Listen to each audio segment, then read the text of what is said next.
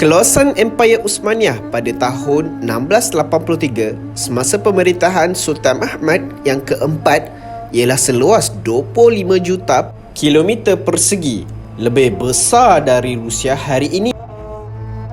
Kesemua sultan di Empayar Uthmaniyah boleh bertutur lebih dari 5 bahasa. Seperti contoh, Sultan Abdul Aziz boleh bertutur 12 bahasa. Bahkan tercatat dalam sejarah, terdapat sultan yang boleh berbahasa Melayu dengan fasih. Seperti Sultan Mahmud I, Sultan Sulaiman I dan Sultan Abdul Hamid II. Empayar Turki Uthmaniyah iaitu Ottoman Empire mampu bertahan selama 623 tahun. Namun dalam rekod sejarah, seperti yang direkod oleh Badi'uz Zaman Said Al-Nursi, Sultan Abdul Aziz mengerjakan haji namun tidak disahkan oleh mana-mana sumber berautoriti.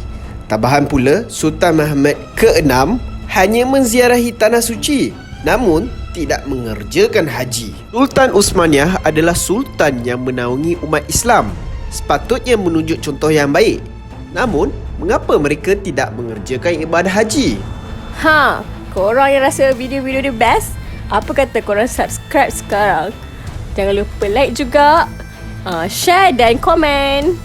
Perbahasan tentang hukum menunaikan haji bagi Sultan Uthmaniyah menjadi suatu perbahasan yang hangat pada zaman tersebut. Ini kerana keadaan waktu tersebut adalah zaman peperangan, zaman yang memerlukan sultan atau pemimpin umat Islam iaitu Uthmaniyah terlibat secara aktif untuk memimpin tentera-tentera Islam di barisan hadapan. Konteks bagi sultan berbeza kerana mereka menjaga keamanan negara ketika itu. Walau bagaimanapun, keinginan yang tinggi terhadap melaksanakan ibadah haji tidak dapat disangkal di kalangan para sultan. Seperti contoh, Sultan Osman II ingin menunaikan haji dan sudah pun menyediakan perbelanjaan untuk ke Tanah Suci bersama isterinya. Namun hal ini telah dihalang oleh seorang ulama yang bernama As'ad Effendi. Beliau mengeluarkan fatwa haji yang menyatakan haji tidak dituntut ke atas sultan.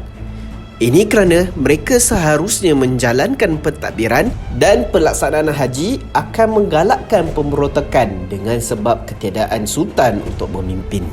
3 bulan untuk melaksanakan ibadah haji adalah tempoh yang amat panjang.